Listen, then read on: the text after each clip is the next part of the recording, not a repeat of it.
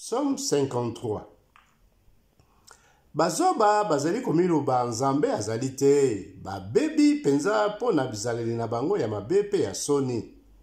Moto moko te na kati na bango asalaka malamu.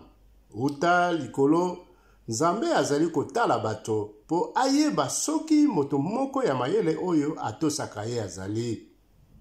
Bango nyonso babunga nzela, babeba ndenge moko, ata moto moko te azali kosala malamu. Nzambe alobi, bato nyonso oyo ya mabe bakomi bazoba. Bazali koyeba eloko moko te.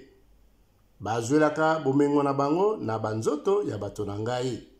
Pe babondelaka ngai ata mokolo moko te.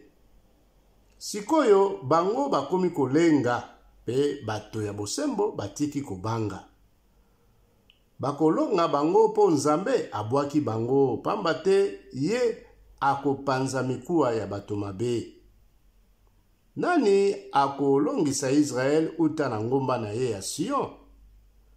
Ezali nzambe moto akolongola bato na ye na bombo. Bongo bato ya Israel bakozala na esengo.